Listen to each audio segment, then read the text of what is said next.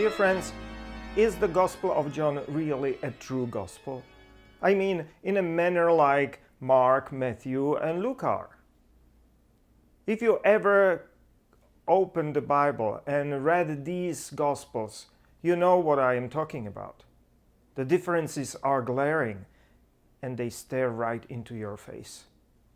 Take, for instance, Mark, Matthew, and Luke, known as synoptical Gospels. They contain plethora of short healing stories.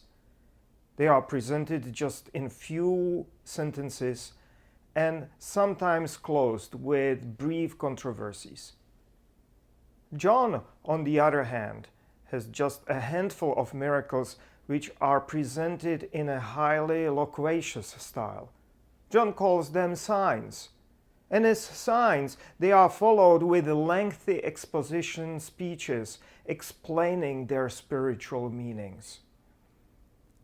Another difference, perhaps even more important, is that Mark and especially Matthew and Luke contain quite a number of Jesus' parables and aphorisms and pointed pronouncements, which are called logia.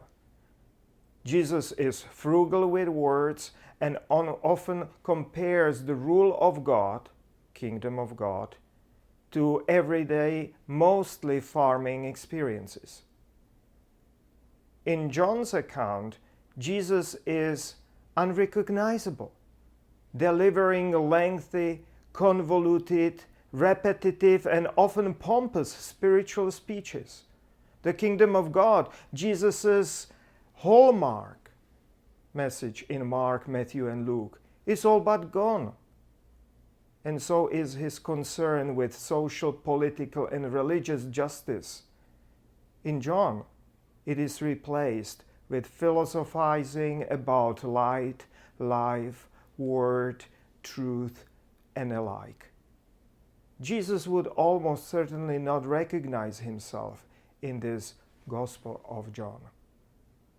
And so there is a large consensus among the scholars that what is called Gospel of John is in fact a theological and philosophical reflection of one of the early Christian groups on the importance of Jesus from the distance of at least 3 generations, something like 60 and possibly even 90 years later.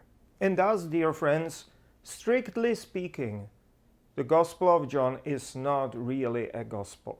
Certainly not in the sense of Gospel of Mark, Matthew, Luke, or even non-canonical Gospel of Thomas. John is a theological reflection, or if you wish, an early Christian spiritual essay on importance of Jesus. And that is something many might not know about the Bible. But here I need to add, don't get me wrong, I think it is a good thing to have this insight into early Christian reflections. They offer us insight into spiritual developments of our faith and early interpretation trends. And one of those powerful theological dicta about world-changing importance of Jesus will be our theme this Sunday. We will hear how much God loved the world.